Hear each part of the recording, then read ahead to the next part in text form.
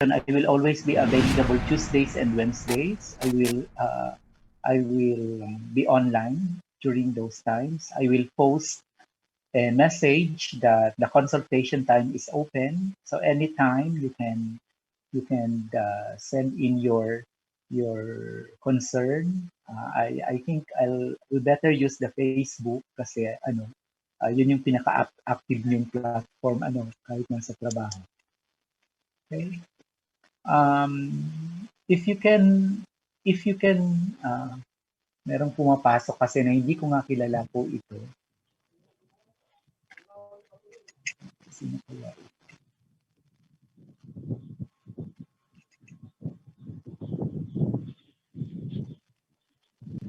Let me go to the Facebook first.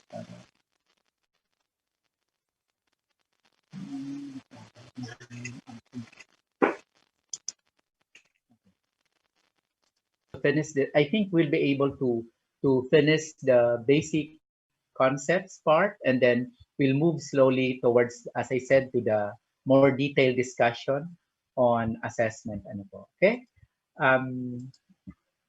Now, about this PowerPoint presentation, the first 14 slides of part 1 is actually taken from a longer presentation which I was given as part of the network of former normal schools. Bicol University was used to be a normal school before.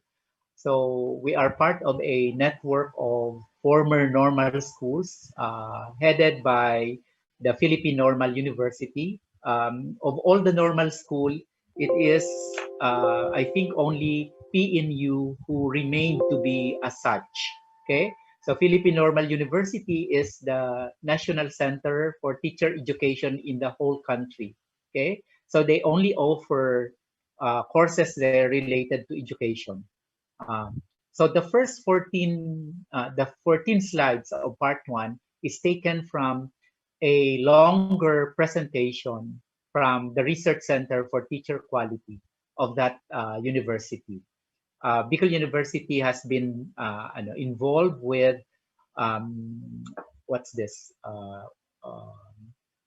workshops related to policies and standards on teacher education, teacher preparation,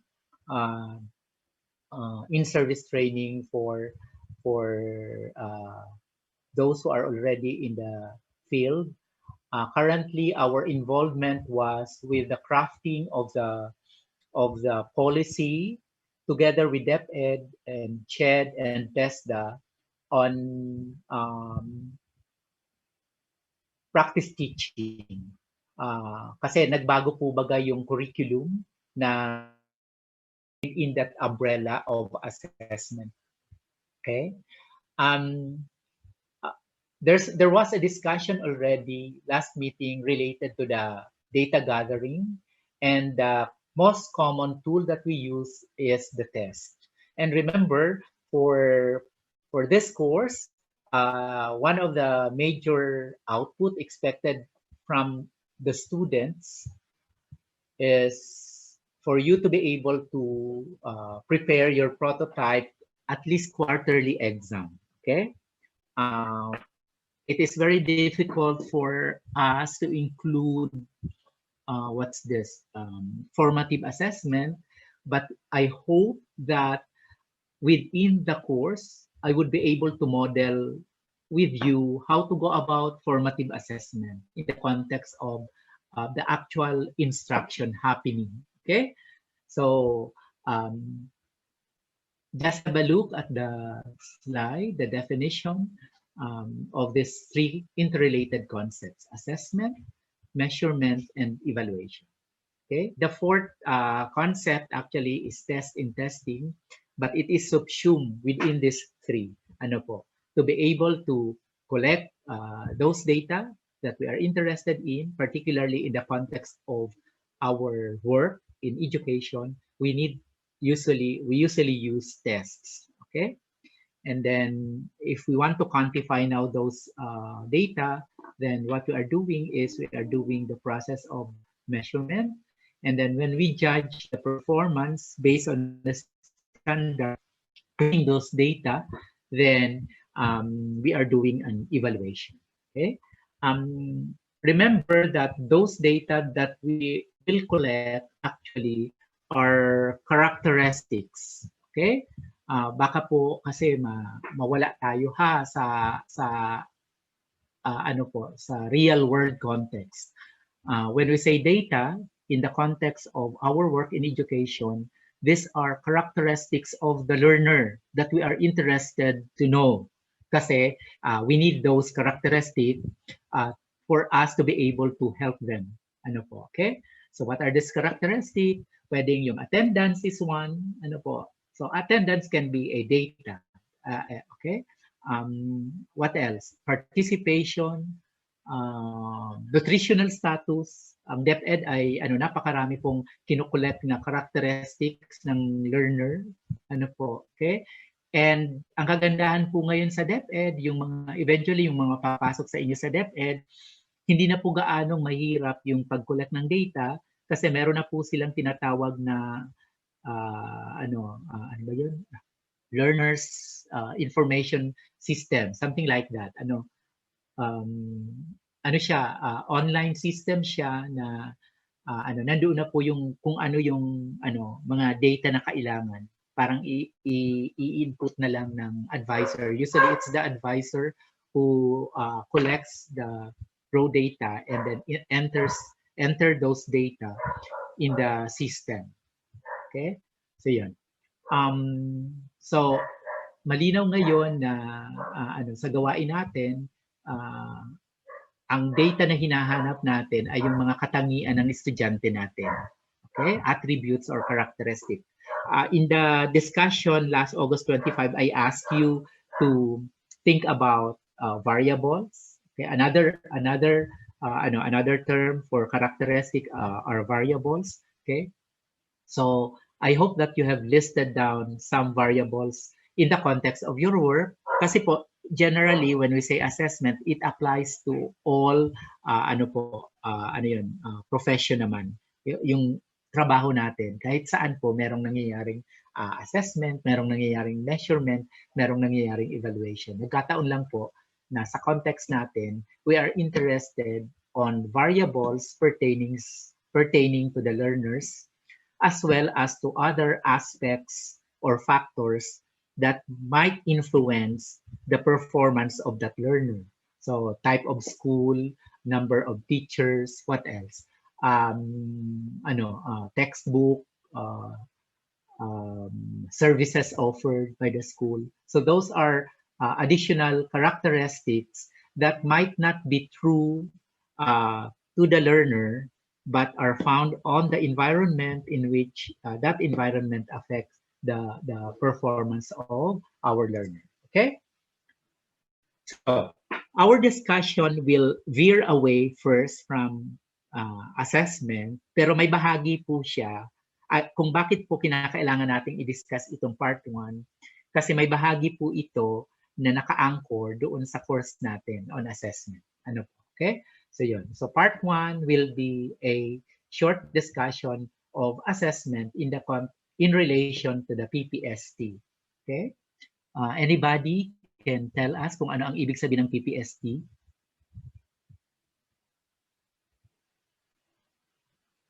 Meron ba? Kahit sino po? What do we mean by PPST? It's an acronym for? Philippine Professional Standard for Teachers.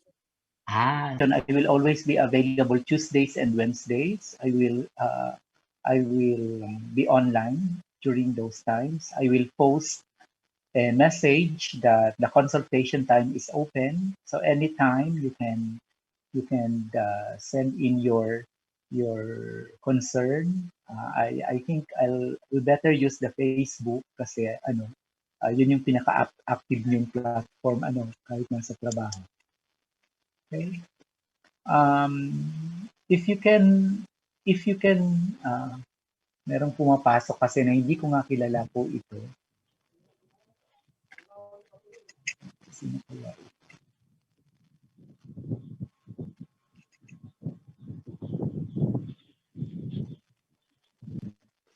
go to the Facebook first.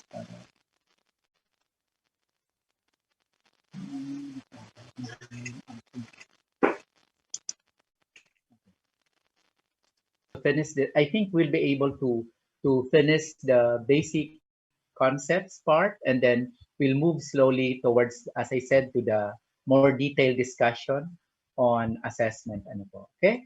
Um, Now, about this PowerPoint presentation, the first 14 slides of part one is actually taken from a longer presentation, which I was given as part of the network of former normal schools.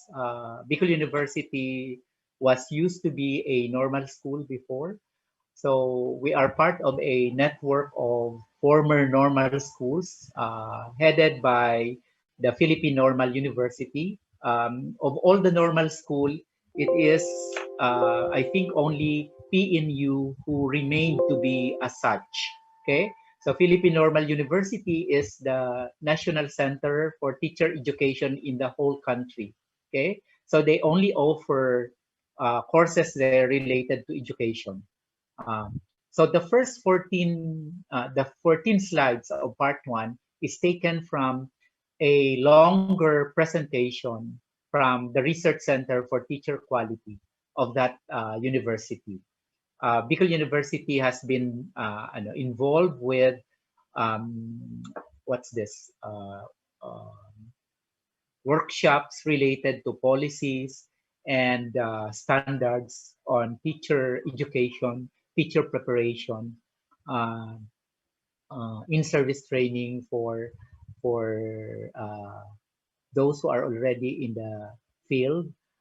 Currently, our involvement was with the crafting of the policy together with DepEd and CHED and TESDA on practice teaching.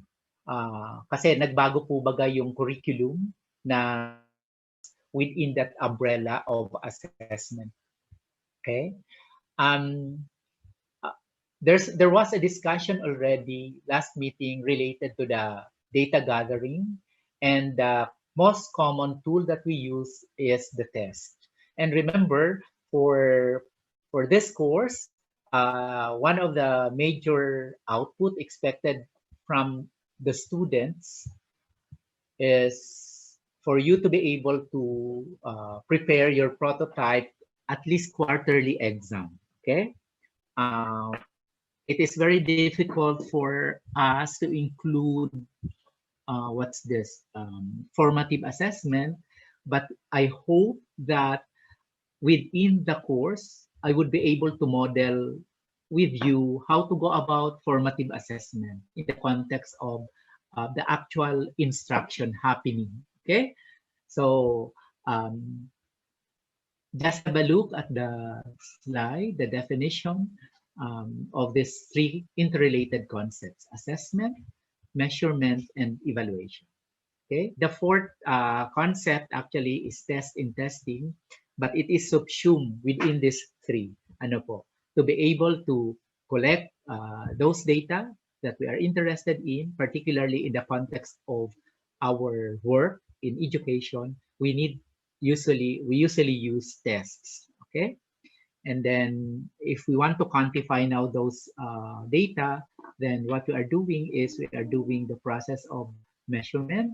And then when we judge the performance based on the standard using those data, then we are doing an evaluation. Okay.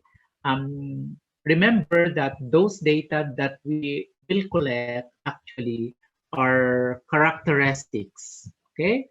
Baka po kasi mawala tayo ha sa real world context. When we say data in the context of our work in education, these are characteristics of the learner that we are interested to know.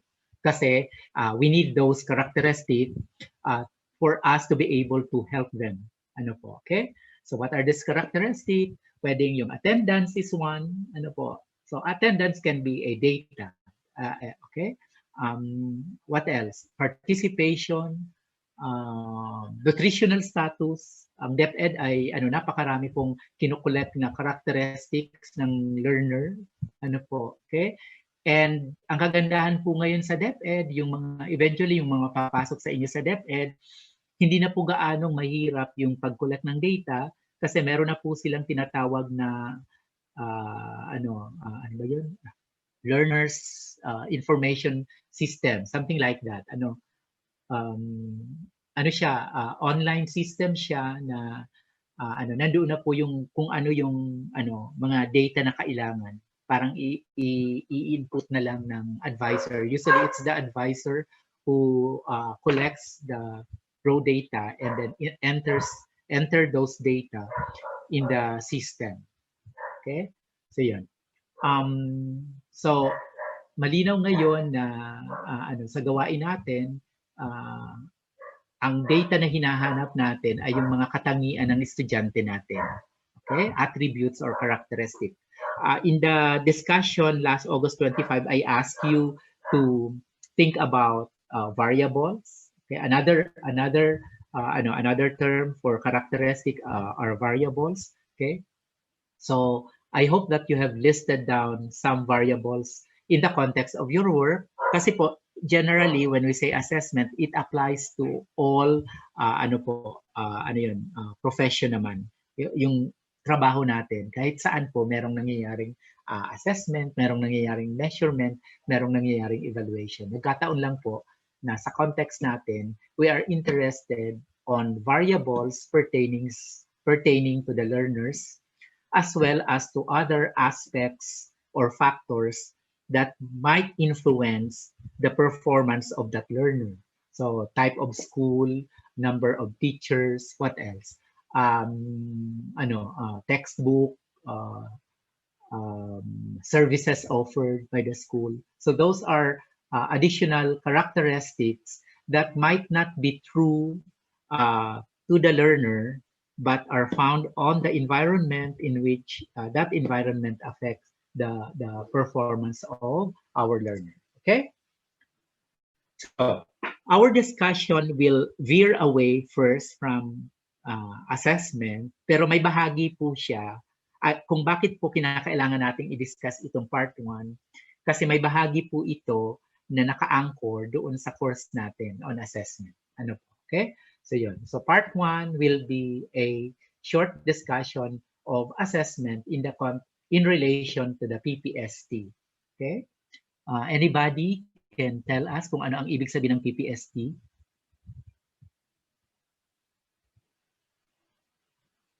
Meron ba? Kahit sino po? What do we mean by PPST? It's an acronym for? Philippine Professional Standard for Teachers. Ah. Mm-hmm. 3 years na yata po siya, sir, kasi parang August po siya nilabas po. Opo, ngayong taon ba inilabas? Ngayon bang taon? August 2017 yata po, sir. Okay, so 2017, that's correct. Ano po, this is not a very old policy. I was still with DepEd when the policy was signed. That was August 11, 2017. But the crafting of the policy took around, I think, 4-5 years in the making. There were extensive consultations done from the grassroots, meaning to say from teachers themselves, okay, up to the national level, meaning to say the officials in the Department of Education, Commission on Higher Ed, and then TESDA. Okay, these 3 entities, government agencies, are always involved, always work together when it comes to education. Kasi any decision of one agency will have an effect on another. Kaya palagi po silang nagsasama-sama, lalo na kapag ang pinag-uusapan na po ay policy. Ano po, okay? So sige, that's correct. This is not a very old policy.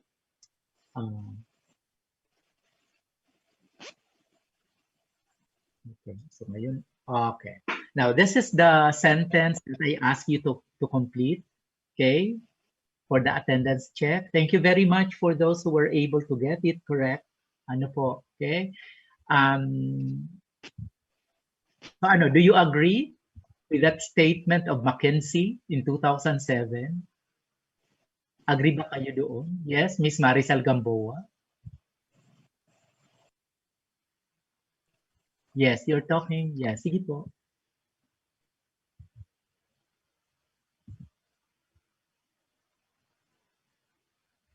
Mhm. Yes, sir. Agree po. Okay. So yun. So kinakailangan talagang ano, maging maayos kang teacher. Ano, Miss Marisol Gamboa. Kasi kung Yes, anong sir. nangyari sa iyo, apektado yung buong education system. Ano, parang ganun yung ibig Yes. sabihin ni ano, ni McKinsey. Ano po, okay? So, Opo. parang ano, sa lahat ng salik or factors related sa education system, ang isa talagang may napakalaking ano yun, impact doon sa quality ng system na yun ay yung teacher mismo, yung quality ng teachers.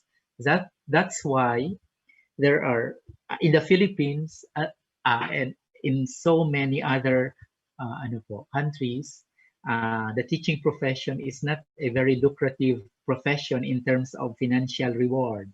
Ano po, okay? In almost all countries, kapag kinumpare po in almost all economies, sorry, okay?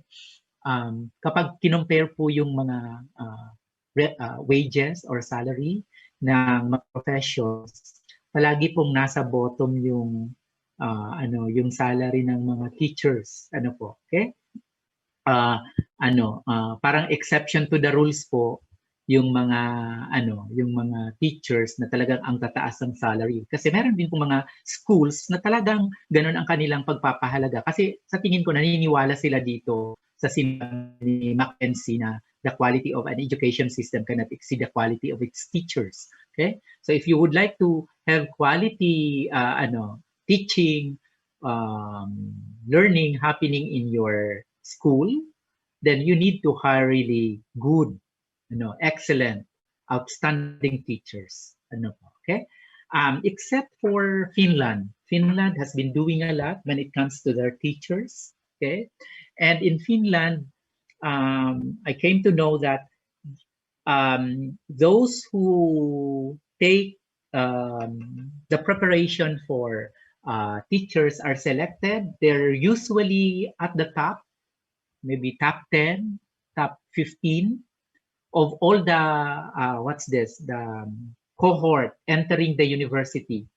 Ano po? So pipiliin nila yung pinaka-top doon sa lahat ng papasok sa university.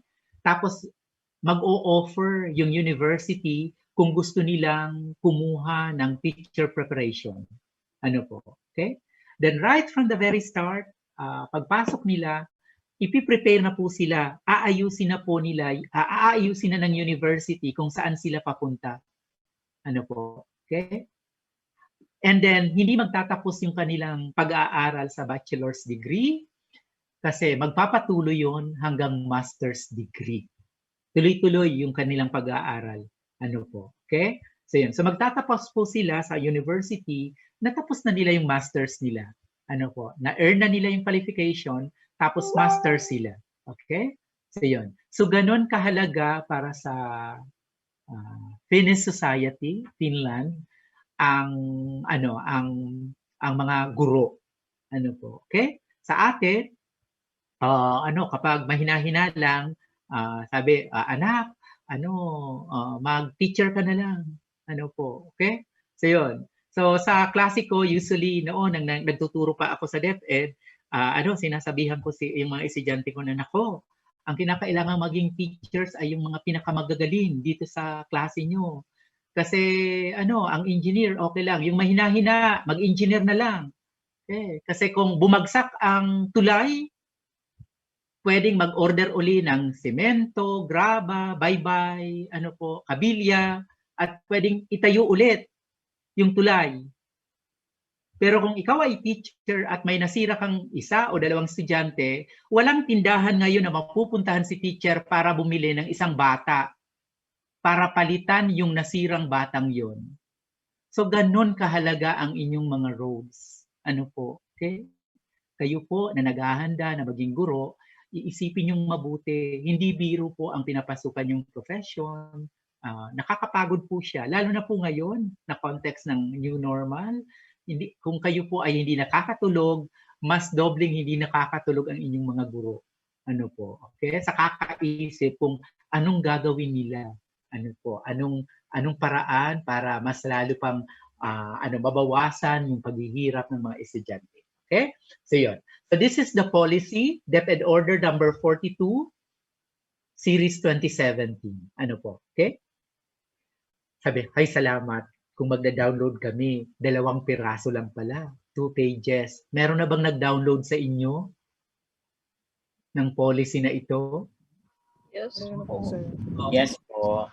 Marami-rami, di ba? Hindi lang 2 pages. Okay. Just recently, kahapon, merong inilabas na policy yung DepEd. 238 pages ata yun.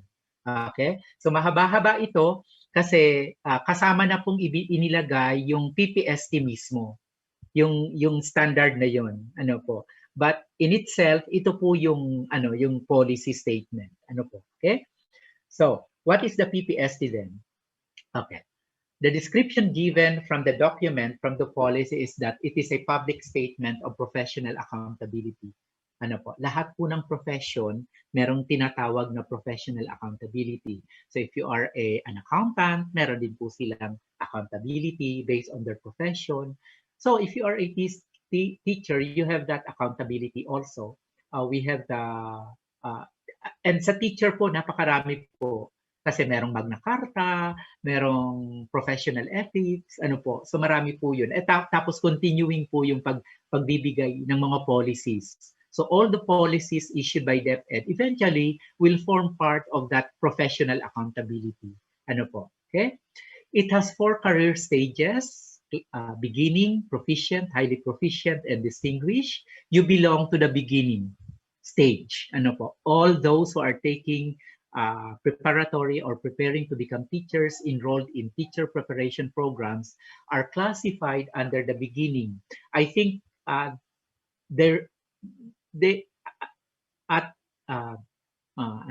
somewhere when they are preparing this, some of the consultant maybe has went through documents for Finland kasi sa Finland talaga, doon pa lang sa pagsimula mo sa university, i-guide ka na kung saan ka papunta bilang teacher.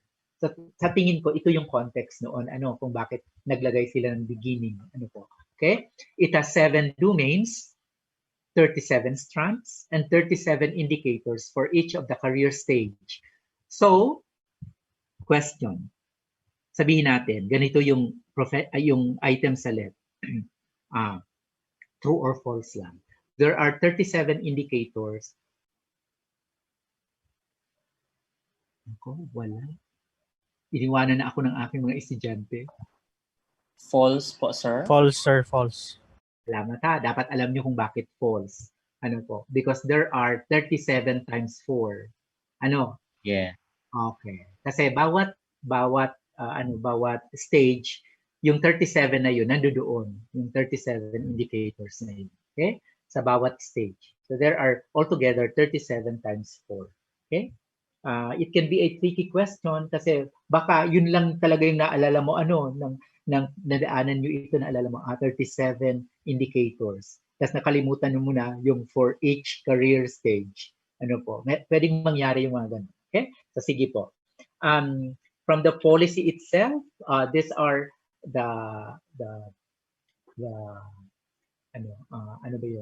ang gamit ng PPST. Okay? Bali po, yung accountability na yon na binanggit natin is parang presented as expectations ng society sa mga teachers. Okay? So that's one. It sets clear expectations of teachers along well-defined path of professional development from beginning to distinguished practice. Okay? And then, listen ko po yung akin kasi yun yung mahirap sa... Okay. Sige po. Engages teachers to embrace ongoing professional learning for their professional development to enhance their own teaching And batay po dito sa pangalawang item na ito, binabago rin po ngayon yung professional development models na ginagamit ng DepEd. Dati po noon palaging kapag professional development, ang pupuntahan ng teacher ay university kasi mag-a-attend ng master's program or kung ano pa ring courses, or mga one shot 5 days training sa magagandang hotel po. Pero ngayon po may tinatawag na po silang school learning action cell na yung professional development na yun pwedeng gawin mismo doon sa school. So mawawala po yung pagbabayad sa venue kasi dati ang model na sinusunod ng DepEd sa professional development dapat may hotel, may accommodation, lahat 'yon po. Okay? So 'yon. So binabago ngayon ng DepEd yung model nila on professional learning. Okay? Third, provides a framework of uniform measure to assess teacher performance. When I was 2000 when I left DepEd, nagawa pa lang po ito, then ginamit nila yung PPST para po magkaroon ng pagbabago doon sa performance rating ng mga teachers. At ngayon, yun na po yung ginagamit. Yung performance rating ngayon na ginagamit na sa field, sa DepEd, naka-anchor na po siya sa PPST. Ibig sabihin, ginamit na po yung mga indicators na yon. So, ibig sabihin, iba ang performance standard na ini-expect sa kakapasok pa lang na teacher compared doon sa 10 taon na nasa DepEd nagtuturo. Okay? So, yun. So, yun yung epekto ng PPST doon sa performance rating or standard performance system na ginagamit. And then, provides a basis for building public confidence in and in support for the work of teachers. There are 2 domains in the PPST related to number 4. Kasi ang domain na yon ay nakatuon sa labas ng school, hindi sa context ng school. Okay? So yun. Kaya inilagay po itong number 4. Okay? So I think this is just an elaboration of those 4. Okay? Dito po sa promotion, may panibago po silang promotion scheme sa DepEd. Eventually po magkakaroon ng kasi currently po ang mga available jobs sa DepEd ay teacher 1, 2, 3. Okay? Then after that, teacher 1 is salary grade 11, 12, 13. Parang ganun po yung salary grades doon. Teacher 1, 2, 3. The next, if you are going to continue working as a classroom teacher, your next progression would be to become a master teacher. Okay? But there is a big leap from being a teacher 3 to being a master teacher 1.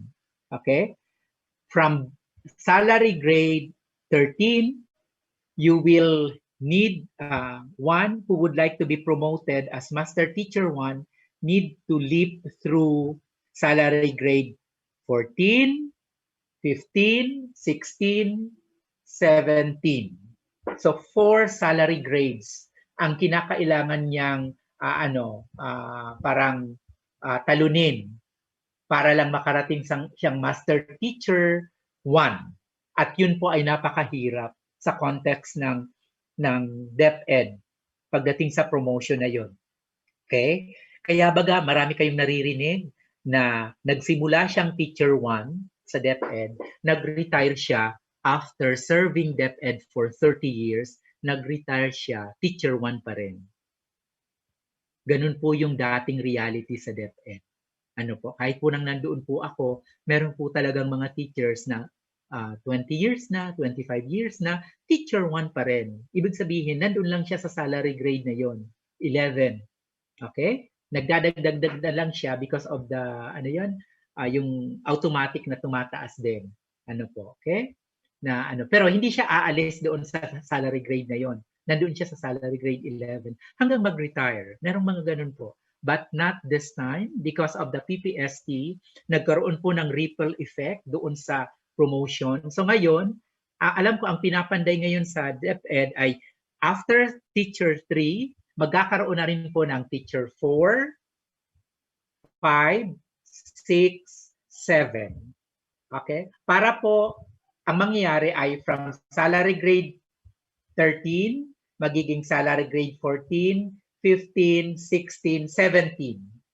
So, teacher 4, 5, 6, 7. Up to teacher 7.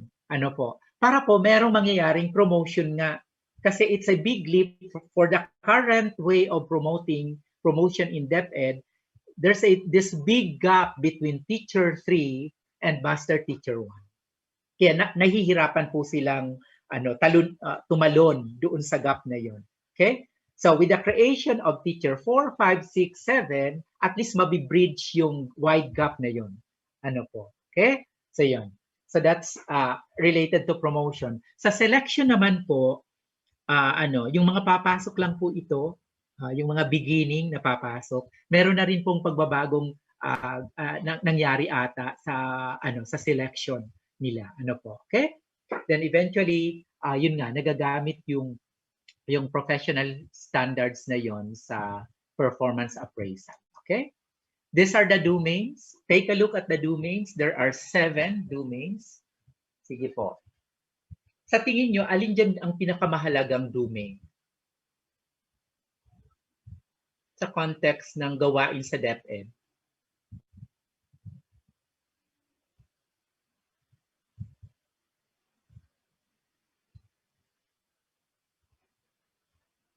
Hello?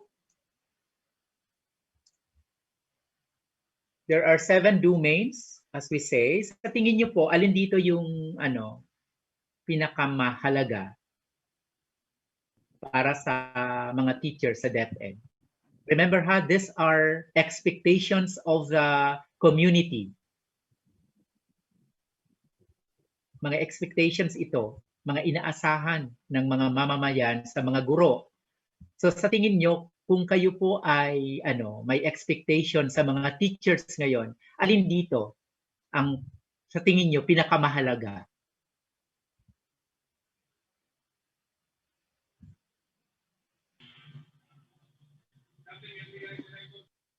Opo, ano yon, Mr. Christian? Number 6, sir, community linkage and professional engagement. Opo, okay. So for Christian, yan yung pinakamahalaga sa kanya. So yun yung number 1 para sa kanya. Okay? Thank you. Who else? Who would like to try? Hello, sir. Okay. Opo, Mr. Peter Burlagatan. Sige po. For me, it's number 7 po. Personal growth and professional development po. Okay po. So, sige po. So parang influence ka talaga ng Finland. Sa kanila, napakahalaga talaga po yung hindi nawawalan ng professional growth and professional development. So well and good.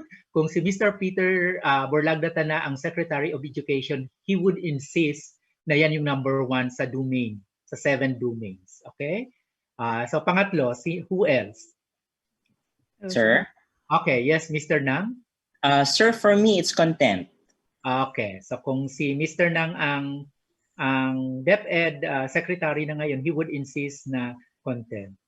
Okay? So unfortunately, lahat ng consultations na ginawa, remember this is a product of series of consultations from the grassroots hanggang doon sa pinakamataas na posisyon sa national offices ng DepEd, CHED, tapos meron silang consultant. Bali po, ang consultant dito ay nanggagaling sa Australia kasi as you can see, nandiyan po yung Australian aid sa presentation na ito. Ano po, yung funding po para po sa sa ginawang pagsisinop ng standard, Philippine Professional Standard ay nanggaling sa Australian aid. So yun, tama po yung sinabi ni Mr. Nang. Ano po, kung bakit ganyan po yung bigay ng domain ay ganun din po kasi yung lumabas sa consultation. At base po sa pag-aaral, mga researches, ang pinaka-central talaga sa isang teacher ay yan po. Okay? Yung content. For the very simple reason, alam niyo na po ito, yung very common na sinasabi na you cannot teach what you do not have. Ano po? Okay? So yun. So ngayon, ang iba sa inyo ay nagwo-worry. Nang nakita na po yung nang nakita na po yung group assignment ko tapos yung learning area, mangilan-ngilan po agad ang nag-communicate sa akin na nagsabi na, Sir, parang hindi namin kaya po ito. Okay, let me just correct your yung initial evaluation niyo ng mga sarili niyo po okay. Dito sa pag-attend niyo po ng CCT, ang ina-address po sa inyo ng program ay yung pangalawa dyan sa domain number 1. Ano po? Okay? Ang ina-address po ng CCT ay yung pedagogy. Yun po ang wala talaga kayo. Okay? Wala kayong background on pedagogy for the very simple reason that during that time, the 4 years or 5 years that you are taking your bachelor's degree, wala kayong subject on pedagogy. Ano po? Walang classroom management, walang about the teaching profession, wala pong ganun. So ang wala nyo po ngayon, kung ako ang tatanungin nyo, ay yung pedagogy. Huwag nyong pagdudahan yung dala-dala nyong content. Ano po? Maawa po kayo sa ilan ba yung mga professors nyo? Kung 5 taon kayo doon sa engineering, can you just imagine kung ilang professor ang parang binaliwala mo lang kung if you are doubting your content knowledge, okay? So, let me assure you that you are not deficient when it comes to the content. Okay? And mind you, between the two, content knowledge and pedagogy, na pag-aaralan po ang content. Kaya pong pag-aralan ang content. Mahirap-hirap po pag-aralan on your own yung pedagogy talaga. Kasi kailangan mo po ng interaction with pupils, for example, to test yung mga theories na yon. Okay? So, content-wise, meron na po kayo. Ang pinapanday natin ngayon yung tungkol sa pedagogy. Okay? So, we will go through the 7 quickly, okay? To just have a look at the strand. So dahil po na ito yung pinakamahalaga, siya po ang may pinakamaraming strand. 7 strands po. Wala na pong lalampas pa dito. Okay? So yun. So 7 strands. So ibig sabihin, lahat po ito may indicators. Okay? Doon sa document. And I would like you to just have a look on the actual document po. Okay. So 7 strands for pedagogy. Bali po, for every career stage, meron pong lalabas na ganito. Okay? Meron na pong mga indicators doon na lalabas. Okay? So that's for content knowledge. This is for the learning environment. Okay? Alam ko meron kayong isang subject, classroom management ata, related dito. So madadaanan niyo po ito. Okay? Diversity of learners would address yung current focus ngayon ng DepEd na lahat ng bata, lahat ng school-age children dapat nasa school regardless of their nature. Okay? Meaning to say, abled, disabled, dapat po nandoon sila sa school, lalo na kapag school age sila. Kaya meron pong diversity of learners domain number 3. And there are 5 strands. For curriculum and planning, meron pong 5 strands ito. Okay? And then kung papansin niyo, hindi lang nakafocus siya sa curriculum itself, pero yung engagement din, in a way. Okay? So nilagyan nila ng hindi lang sa curriculum talaga yung document part, kundi yung process of collaborating among the practitioner po. Mahalaga yun sa curriculum and planning. Okay? And this domain is specific to our course assessment. There are 5. Okay? So we start with the design, selection, organization, and utilization of assessment strategies down to the use of the assessment data to enhance teaching and learning practices and programs. Okay? Siguro, if we are going to go back to the PPST, we will be concentrating on domain number 5. And let's look at the indicators para at least alam nyo yung indicators para sa mga strands na ito. Ano po? For every career stage and more so for beginning. Kasi beginning po kayo. Ano po? Dapat pulbos po nyo po yung indicators na yun bago kayo pumasok sa DepEd. Ano po? Okay? And these are the last two.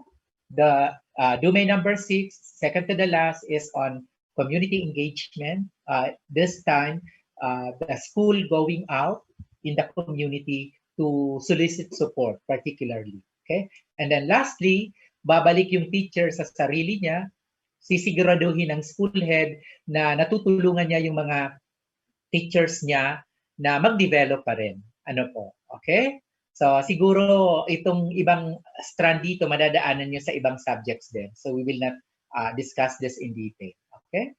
So in short, what qualities are expected of teachers based on these domains of the PPST? Okay? So these are 1, 2, 3, 4, 5, 6 expectations or qualities. First, know what to teach and how to teach it. Okay? Then merong mga sub-expectations po doon or sub-qualities na makikita natin. Ano po? Okay? Then maintain a learning-focused environment. Okay? Respond to learner diversity. Plan and design effective instruction. And mind you, sa context po ngayon, ito po yung halos lahat ng teachers ay hindi makatulong. Yung planning and designing effective instruction. Ano po? Okay? So yun, may isang kasamahan kami sa Bicol University, nag-post kanina. Masaya na sana siya na nakapag-conduct siya ng kanyang first online Zoom. Ang nangyari po, ang nag-give up sa kanya yung laptop niya. So yun. So mabuti na lang, sabi niya, mabuti na lang at na-download na-download niya rin sa kanyang gadget. So ganun po, palagi pong may plan B na iniisip yung mga teachers or plan B, C, ganyan. Ano po, okay? So yun. So use a variety of assessment tools. For the meantime po, ang tutok natin ay test muna, particularly the traditional paper and pencil. Kasi ang output natin ngayon ay yung quarterly exam, prototype quarterly exam in that particular learning area assigned to your group, okay? Then yung last two, okay, itong dalawang nahuli po, okay, this one and this one, ito po yung katumbas noong domain 6 and 7 po, okay? So hindi nawawala yung tungkol sa pagbabalik ng teacher sa sarili niya at tinitingnan niya yung sarili niya kung quality pa rin ba siya, quality teacher pa rin siya, nagagawa niya pa rin ba itong expectation na ito na nauna na, okay? So yun, so kinakailangan regular na merong pagkakataon yung teacher na mag-reflect siya sa kanyang practice. Okay? So, we will move away now from this short discussion of the PPST in relation to assessment, and we go back to our main concern, and that is assessment. Now, at the start, tinanong ko po kayo kung bakit gusto nyong maging teacher. Ano po? Okay, sige po para i-admit ko muna yung... Okay, sorry, may mga na-dislodge pala. Okay.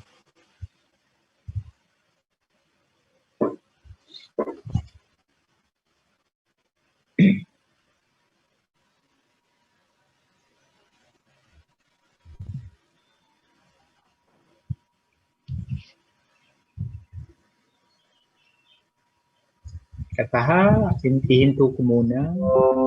Sorry.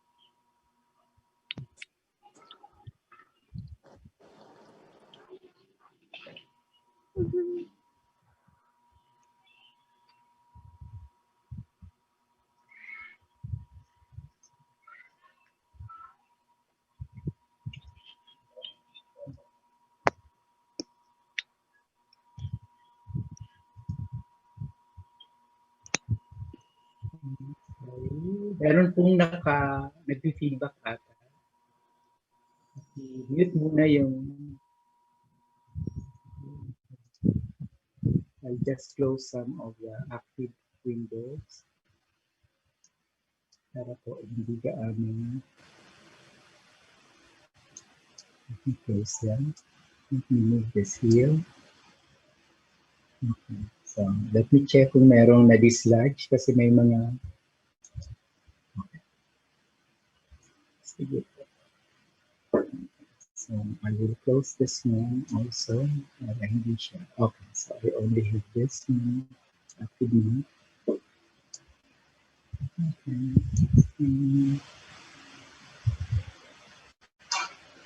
Okay.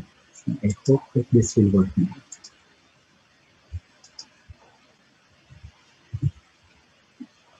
Oops. Ano nangyari?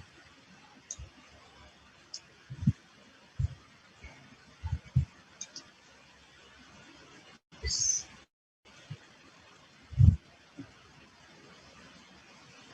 Oops, sorry.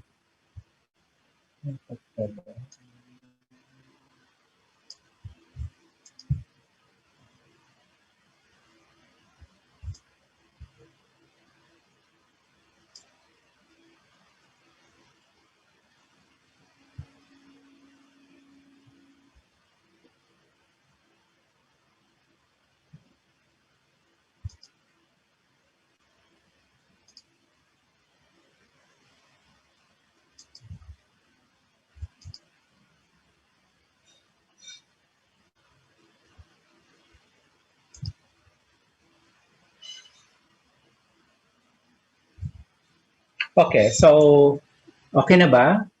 Are we back dito sa slide presentation?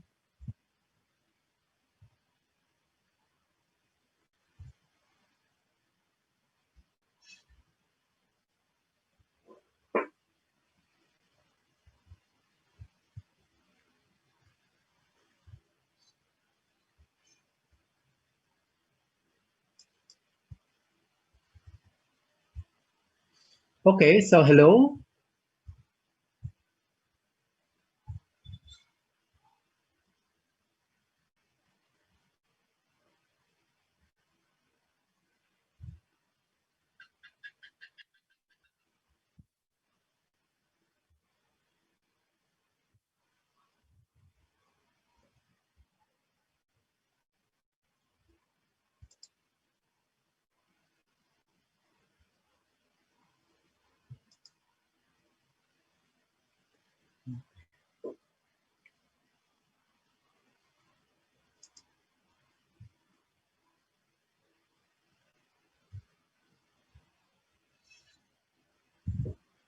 Okay, so can we continue now?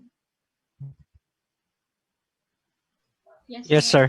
Okay, so sige po. So as I said, during our first engagement, I think I asked you bakit kukuha kayo o bakit kayo nag-enroll dito. So marami-rami ang nagsabi na because of the may iilan na nagsabi na because of the yung nagsara yung company nila, kaya na-display sila. So they're thinking of finding another way of being gainfully employed.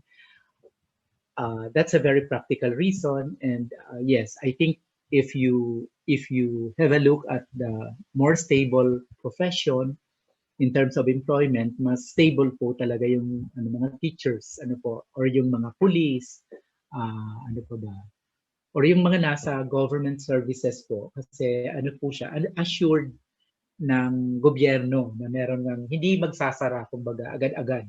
Kung magsasara man talaga pinakalas ng magsara siguro yung gobyerno rin. Okay? So yan. But there were those who said that talagang hilig nila ang magturo. Gusto nila, nakikita nila na parang mas magiging makabuluhan ang kanilang pagiging professional kung magtuturo sila. Okay? And precisely when you enter a classroom, you really have to think about ano ba talaga yung ituturo ko? Ano yung gusto kong matutunan ng mga estudyante ko ngayon?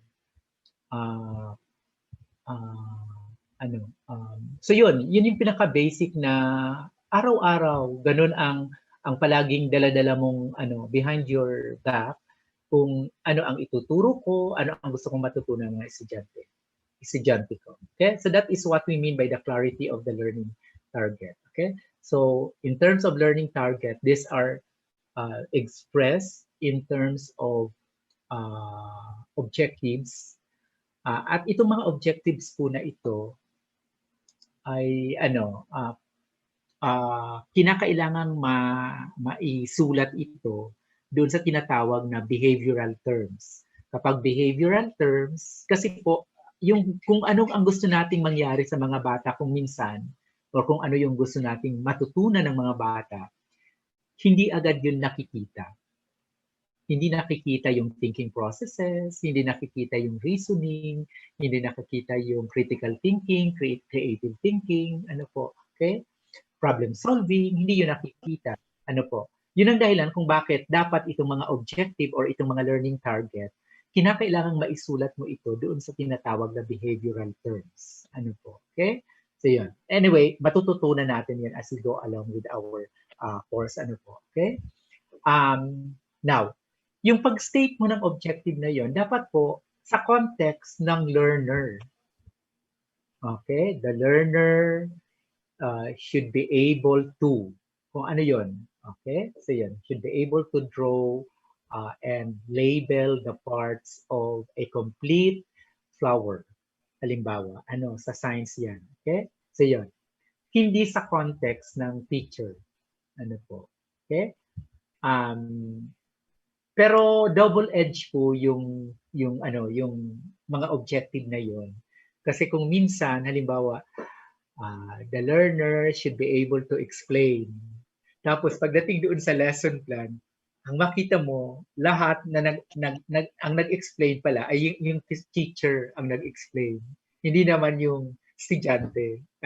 Okay? So double-edged nga siya. So yun. So dapat maging aware tayo na we were able to state the objective in terms of behavioral terms, pero make sure na talagang yung bata, yung learner, ang gagawa noon, ang okay? So yun. So, in terms of skill, kinakailangang makita natin. Okay? Tapos ang mga skills naman kasi, ito yung mga dapat gawin. Dapat gawin ng mga bata, ng mga learners natin. Okay? And then we have objectives or targets related to performances, products. So for that, dahil po siya ay output, isang bagay na kinakailangan gawin at merong resulta na makikita talaga, object, then kailangan natin ng pamantayan. Dapat klaro yung pamantayan ng quality of workmanship, kumbaga, doon sa output na yon or sa product na yon or sa performance. Naalala ko noon, meron kami sa high school, nag-high school ako noon dito sa, ngayon UST na, dati noon Science-Oriented High School ang tawag doon, Aquinas University. Tapos meron kaming public speaking elective. Yun, second year kami, elective. Tapos sa Aquinas, merong tinatawag dyan na Daragang Magayon Hall.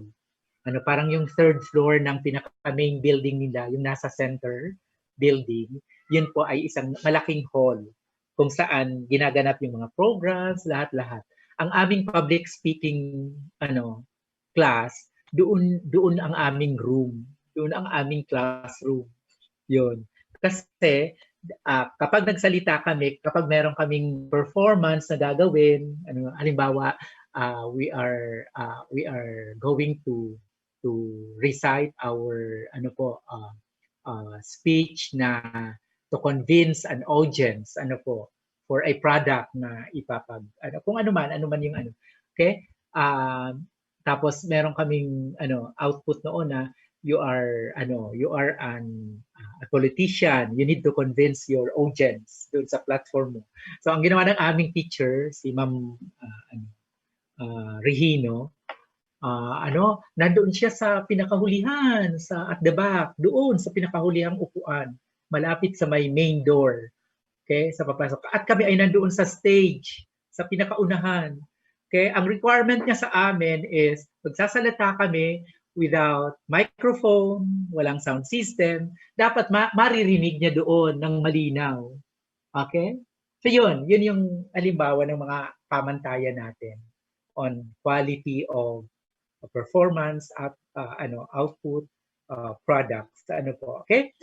Don't you worry kasi available na po ngayon yung rubric sa internet. Napakarami pong website. Huwag nyo na pong problemahin yung mga sarili nyo kasi meron na pong mga existing rubric. Ang gagawin nyo na lang po ay kinakailangan i-adjust nyo sa context ng pangangailangan nyo yung rubric na yun. Okay? So, yun. Then, okay. Now, in terms of, objectives or outcomes, okay, there are different ways of classifying them, okay, or models, okay, classification, okay, and one of the gamit na taxonomy or classification system ay yung na-develop po ng isang committee na pinamunuan ni Benjamin Bloom. Kaya po tinawag po yung classification scheme na yon na Bloom's taxonomy. Okay? This is the original classification model, particularly for the cognitive domain, because the classification scheme developed by that committee headed by Benjamin Bloom has three models. One for the cognitive domain, another for the emotions or affective domain, and then the third is for originally ang tawag nila ay sensory, pero ngayon po ang ginamit na po ay yung psychomotor, okay? Psychomotor domain. So yung tatlong domain na yon, models, okay? Pero ang gamit sa field of education ay yung first model, yung sa cognitive domain, okay? And then what you see now is the original classification for the cognitive domain. So according to this model, we can classify the objectives, the learning objectives or the learning outcomes into 6 different levels, okay, of paano ba yun? Kasi hierarchy ito, yung model nila, they build the next classification on top of the lower level. Okay? So, for comprehension, bago ka makarating doon, dapat nadaanan mo or natutunan mo yung doon sa knowledge level. Okay? Hanggang makarating ka doon sa pinakatugatog or pinakamataas na level, at yun ay yung evaluation in the original conceptualization for the cognitive domain classification. Okay? So, you can just read through the definition or the description for each of the domain to get an idea of what are included in that particular level. And then sa baba po ng description ng level, nandoon po yung mga verbs usually. Okay? Na kumbaga ay parang nabibilang doon sa level na yun. Okay? But if you notice, meron pong mga verbs na umuulit, okay? Nandoon siya sa nailagay siya sa sa dalawa o tatlong levels po. Okay? So yun. So that's the original 1956 po ito na-publish. Ano po, okay? Pero yung work nila nagsimula ata 1949. Ano po, okay? And then in 2001, uh, nagkaroon po ng revision. Okay? One of the students of Benjamin Bloom decided to conduct a review on the classification used for the cognitive domain. And there are two changes made for the classification. First is, but they change the way the the level are described from using nouns as descriptors or the name for that particular level to verb, verb form. Okay? So now, instead of knowledge, which is a noun, we have the verb remember. Okay? And this involved recall of facts and basic concepts. Okay? Comprehension now becomes understand or to understand, understanding, if you would like to use the ing form of the verb. Okay? Application becomes to apply or applying. Analysis becomes analyzing or to analyze. And then the second change is there's a reconfiguration of the level. Oh, sorry, i-admit lang po ako kasi sila po ay na-dish-lads ulit. Okay, so yung evaluation, dati po baga sa original conceptualization niya, sa original model ng cognitive domain ay nasa taas, siya yung pinaka-topmost level. Pero po pagdating dito sa revision, siya po ay ibinaba, na-subsume siya, lower siya, and then yung synthesis po, binago at ginawang to create or creating. At creating now is that topmost level in the classification of the different levels for the cognitive domain. Okay? Again, on the right side of the pyramid, you see there the description as well as the verbs that can be classified under each of the level. Okay? So yun. Okay? In the next slide, pinagtabi po yung dalawang pyramid. Sorry po, Pinagtabi po yung dalawang pyramid. Okay, nako. Ano nangyari? At hindi na siya mag-move. There we go. Okay. Para lang maipakita po sa inyo yung nangyaring pagbabago po. Okay? The slight change instituted. Okay? Now, for a more detailed information about the revised Bloom's taxonomy, you can go to that particular link provided below the figure. Okay? This is from a state university. Okay, so I usually prefer by other universities, and then the reference for this particular figure is from that website. Okay, the URL, the second URL. Sige po. May tanong. Yes. Okay. Wala, let's proceed. Okay. Yun na muna po yung discussion natin doon sa objectives. We will go into more detailed discussion next week. Kasi next week, we expect na nagawa nyo na po yung task na ito. Okay? So, you have been assigned to a learning area and we will now be working yung mga grupo na yun na nabuo natin based on the learning area, yun na po yung magiging grupo natin until the final term. Okay? So, magkakasama po tayo palagi doon sa grupo niyo. Okay?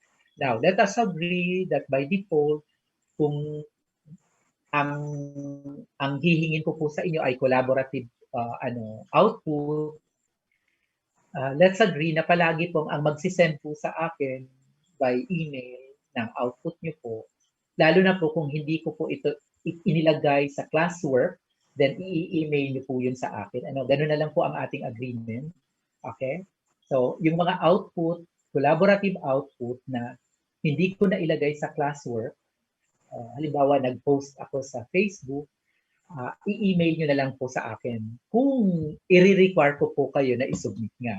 Ano po, kung hindi, kung wala po akong nabanggit, wala po, gagawin nyo lang po yun. Ano po, that's part of your self-learning. Okay? So yun. Pero yung mga ipapadala nyo po, part siya ng requirement natin. Ano po, ungraded, pero part siya ng requirement. Okay? So the leader would be the one to do that. Ano po. Or kung magto-turn in po tayo, let us say na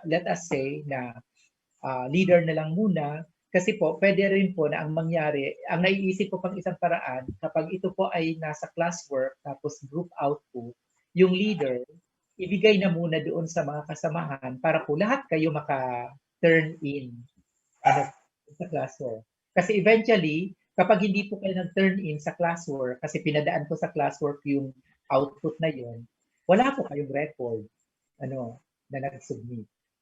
So, ganoon na lang po siguro, kapag nasa classwork, yung collaborative output na yun, ang gagawin po ng leader, bibigyan ng copy yung mga members niya na kung ano man yung napagkasunduan nilang output.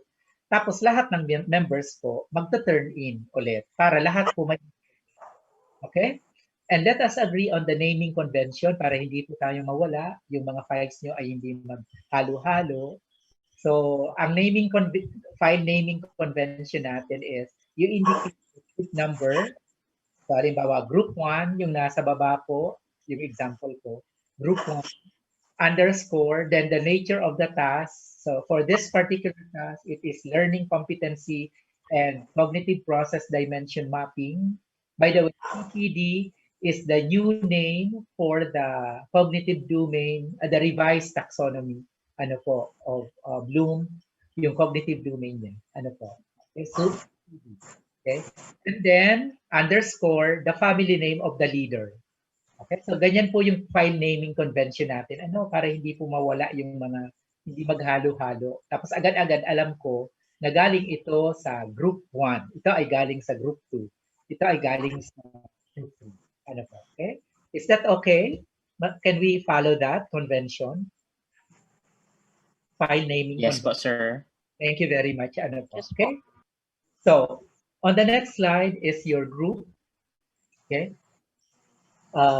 Wag pong mag-isip na, ay, may special treatment si Sir kasi may mga nakapula. Nagkataon lang po na nag-color code sana ako. As nang nag-save po ako, hindi ko na po naalis yung mga na color code ko. Kaya wala pong special treatment yung principles of marketing, yung electrical installation and maintenance, tas yung general math. Wala po, Okay? So, yun. So, there are 11 groups. I think this is, a good number of groups that I need to deal with. Okay? So, nakita nyo na po yung kasama nyo po, Okay? So, at ito po yung learning area nyo. Tapos, yung susunod po na column, nandun po yung URL link para sa inyong curriculum guide. Okay na? And please download the curriculum guide para meron po kayo. Okay? I selected lahat po ng course offering na quarter 1 para po hindi tayo mamroblema sa pag-administer ng test. Yun pa ang iniisip ko kung paano nga natin i-administer yung test. Okay? So, we'll think about it later na lang. May tanong po tungkol dito. I repeat po, wag niyong pagdudahan po ang inyong sarili sa content. Meron na po kayong content. Maniwala kayo kay Sir. Believe you me. Ang pinapanday po namin sa inyo ay hindi content, ngayong nasa CCT kayo, kundi yung pedagogy po. Okay? So, wag po magdalawang isip kung kayo po ay na-assign sa entrepreneurship. Kaya niyo po yan. Kasi meron na po kayong content. At ang content po, na pag-aaralan po siya. Okay? So, sige po. Actually po, ang nabigyan ko lang po sa junior high school ay yung English group. Okay? Si Mr. Borlagdatan, Miss Kulasi, and Miss Arzuela. Sila po ay English grade 10. Ang napili ko na lang po para sa inyo. Para at least yung level din po. Kasi ang background nyo po talaga ay sa college, di ba? So, sabi ko para mataas-taas din ang level, so kaya iniligay ko po kayo sa grade 10. Okay na? Okay, so kung wala na po, puntahan natin po yung worksheet na gagamitin nyo. Okay, so let me just get my highlighter para po ma-highlight ko po. Okay. So dito po ilalagay niyo lang po yung yung subject, yung learning area niyo. Okay? Tapos dito po grade level. So karamihan po ata ay grade 11 except doon sa grade 10, tapos quarter 1. Ano po? Grade 11, grade 10, quarter 1. English. Ano po? Okay? Now, there are the table below now, after the initial information that I'd like to get from you, has 1, 2, 3, 4, 5, 6 columns altogether. The sixth column is further subdivided into 6 small columns. Okay, remembering, understanding, applying, analyzing, evaluating, and creating. Okay, what you are going to do here is using the curriculum guide for your learning area and for that quarter, I would like you to get the content standard, the performance standard, the learning competency, and then from the learning competency, I would like you to get the action word or the verb. Did you remember in the pyramid, there are verbs there under the description? Yun po ang dahilan kung bakit dapat nating kunin din ito na mga action verb na nandoon sa action word na nandoon sa learning competency kasi ika-classify nyo po yun dito sa CPD. So nakuha na po? Okay na ba?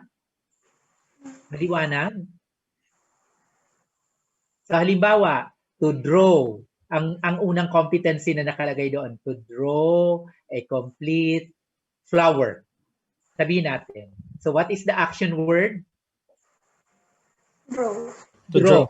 Okay, to draw. So sige, let us just consider now. Sige nga, saan natin ilalagay?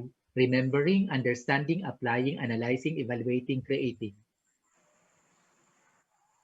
Sa tingin niyo, Applying. applying? Ayun, sir. So sige, kung applying, ilalagay niyo yung action word na to draw, applying, maglalagay kayo dito applying 1. Okay? Lalagyan niyo lang ng 1. Ano po? Bakit 1 ang gusto kong ilagay nyo? Kasi at the end, madali na lang po i-total. Kung classification scheme, mas magandang number ang gamitin dito. 1, 1, 1, 1, 1 lang.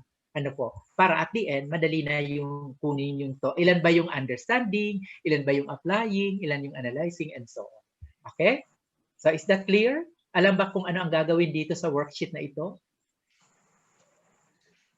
Okay. Kung okay na, how about the week? Okay, so sige. We move to the next slide to understand kung ano ang gagawin dyan sa week na yan. Okay?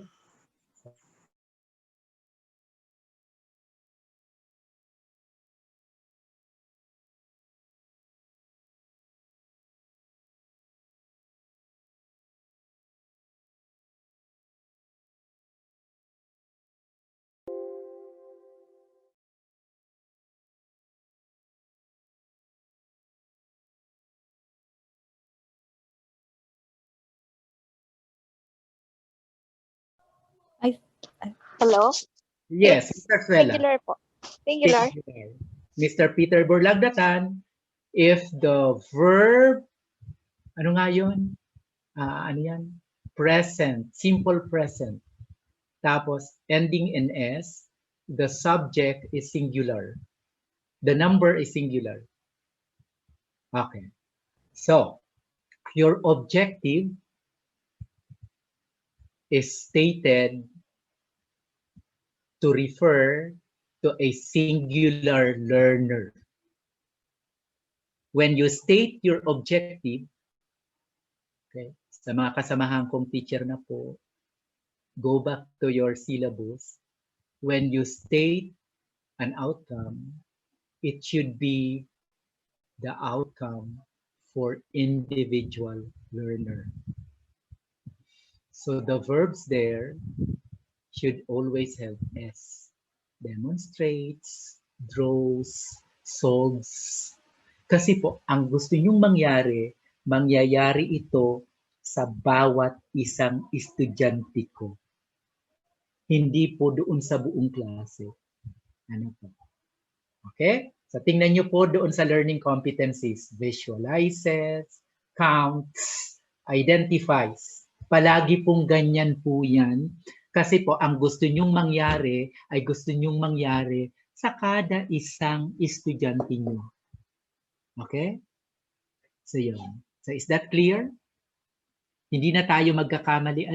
Kapag nag-apply na po kayo sa DepEd at pinagawa kayo ng lesson plan, huwag nyong maliin na ang gawin nyo ay isulat ko lang demonstrate. Mali na po yun agad. Hindi po kayo tatanggapin, lalo na kung si Mr. Bermia ang nandoon. Joke. Di lang. Biro lang po yan. So, ganun po yun ha. Okay? Your objective applies to every individual learner. Kaya singular po siya. Okay? So, yan. So, okay na po tayo. Okay. Now, paano yung code? Okay? So, tingnan nyo po yung code. MINS, ano po yan? Dash, Roman number 1, A, dash 1.1.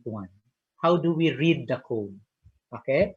Now, even without the example of the content standard, kahit wala po ito, by just looking at the code, you should be able to tell kung anong subject. Okay?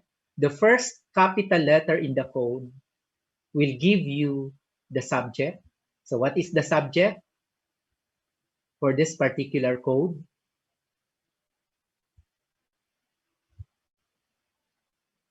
Ano kaya the subject ito? M. That is mathematics po. So English should have in the code, the first element of the code should be letter E. Okay? For science, it should be letter S. For Araling Panlipunan, I think it's A. Ano po? Okay? And so on and so forth. Filipino, F. Okay. And then, okay. What is this one? This is for the grade level, the second element, grade 1. So in grade 1 po, kung kayo po ay ma-assign na teacher sa grade 1, huwag nyo pong palampasin muna sa pagbibilang hanggang 100. Hanggang 100 lang po. Okay, maawa po kayo sa mga grade 1 pupil. Sabi, sir, i-advance ko na po. Maawa po kayo. Kasi hindi po developmentally appropriate yung gusto nyong gawin. Okay? So yun. NS is for the content. Specifically, ang tawag po dito ay domain. Okay? So NS is for numbers and number sense. Ito po. Okay? That's one of the domains. There are 5 domains in mathematics. Okay? Now, this is very important because the Roman number 1 is for the quarter. So meaning to say, this particular standard should be realized within the first quarter. Okay? And these competencies, okay, the first competency here should be done in a lesson during the first week of the first quarter. Okay? So letter A is for week 1, B, week 2, C, week 3, D, week 4, and so on and so forth. Okay? Now, ang tanong, hanggang saang letter po tayo? Dito. Saang small letter tayo magtatapos para sa coding natin? Any idea kaya kung hanggang saan yung letters na gagamitin natin para sa coding natin? Hello? Let's try guessing kung hanggang saan kaya yung letter. Miss Mulet? Yes, sino yun? Guess lang, sir. I think R, sir. Okay. Now, in the calendar for DepEd, there are 200 school days, basically. Okay? So if you divide that by 4, so parang ano po siya, sorry, if you divide that yes, by 4, kasi 4 quarters, so 200 divided by 4 would give us 50, tama ba? 200 divided by 4 is 50. Okay, 50 days. Then 50 days should be divided by what number? To determine kung hanggang ilang letter tayo. Hanggang saang letter tayo. So 4, 50 sir. should be divided by 4, sir. 4 week. okay, by 5. Remember ha, days po, nagsimula na po tayo sa days, 200 days divided by 4, so 50. So for every quarter, there will be 50 school days. Ano po, okay? So 50 divided by 5, kasi weekly, ang code natin ay week. Okay? So 50 divided by 5, 10. So we have 10 weeks. So we have A, B, C, D, E, F, G, H, I, J. Ano po? So meaning to say, ang code na dapat makikita nyo, ang letter doon hindi na lalampas sa letter J. Kapag lumampas na po ng letter J, baka ang code na yan ay sa Jupiter ginagamit, hindi sa Earth. Ano po? Kasi sa atin hanggang J lang talaga. Okay? So sige po. So let's interpret this one. Sige nga. Anybody can interpret the code? This is math, grade 1. Ito pong Roman number 1 na ito na nauna. Then numbers and number sense. Then quarter 1. Then second week, B. Now, what is this number? The last, Hindu-Arabic number. Okay, this now is the number for this competency. So meaning to say, this is 1.1, this is 2.1, this is 3.0 or 3, and so on and so forth. Okay? So, okay na po? So, ngayon, alam nyo na, maliwanag na po sa inyo kung ano dito ang ilalagay for the column heading week. Ano po? So, ang ilalagay mo nyo dito ay A, B, C, D, E, F, G, H, I, J. Ano po? Base doon sa kung ano ang nakita nyo sa learning competency. Okay na? Is that clear? Kaya nang gawin. Ano po? Okay, sige po. Okay, this is just an elaboration, further elaboration of what is curriculum guide and what are the elements. So, tingnan nyo na lang po ano. Okay. I will send the PDF as well as the PowerPoint para po lahat ng materials ay meron kayong version na rin. Okay. And this is nilagay ko po kung paano mag-interpret ng code. Okay. Nandun ito sa curriculum guide. Don't you worry sa likod. Okay. So, for the code M11GM1A1, this is Math Grade 11, General Math, Quarter 1, Week 1, and then this is the number the number for this competency represents real life situations using functions, including piecewise functions. Ano po? Okay? So, I think that would be all for this afternoon. Okay? Let me just stop now the sharing. Okay, close that. And let's go back to our room. Okay? So, sige po. So, maliwanag po yung gagawin natin na task.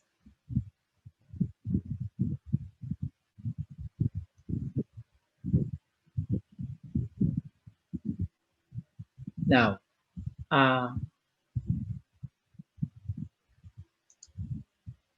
okay. Malapit na kasing mag-off yung ating Zoom. 2 hours lang po ang inilagay ko. Okay, ganito na lang po ang mangyayari ha. I will open my consultation time tomorrow. Kung may tanong po kayo sa gagawin, feel free to ask me. You will be working as a group. Work together And the next meeting, we will see kung saan po kayo nakarating. Ano po. Pero makiusap po ako ha, huwag pong palitan yung format ng Excel file na yun, yung template natin. Continue working on that Excel template. When you send it to me, just change the file name using the convention that we agreed upon. Okay? And then, isend nyo lang po yung draft nyo, yung unang nagawa nyo po, titingnan po natin. Okay? We are going to use your output for our discussion, detailed discussion on objectives. Okay? We will work on that next meeting. How do we state the objectives?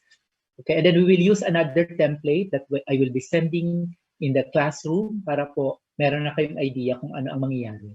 Okay na? Any question at this point?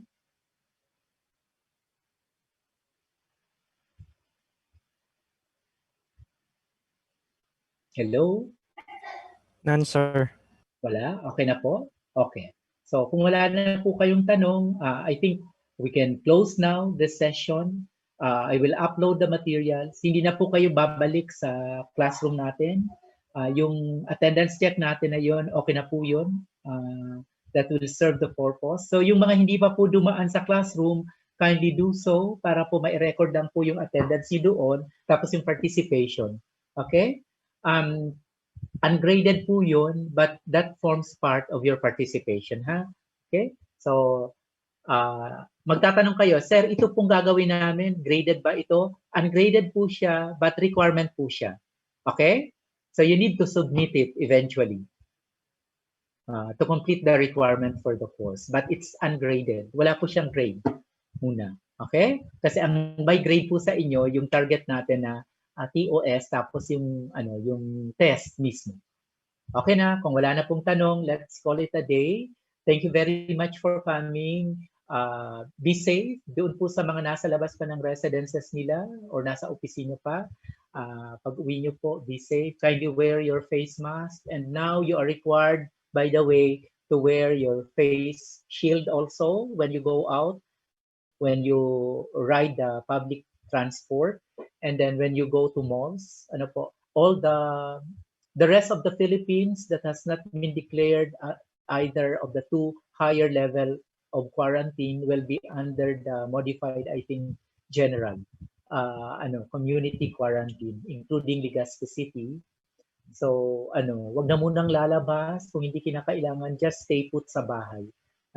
Or kung lalabas din kayo, make sure na, protect yourself by seeing to it na hindi kayo doon sa crowded part ng lugar na kung saan kayo pupunta. And don't touch anything. Kung maka-avoid kayo na wag hahawak ng kahit ano doon sa lugar na yun, so much the better. Okay? So, thank you very much. Let's call it a day. Good night and happy eating po sa inyong lahat.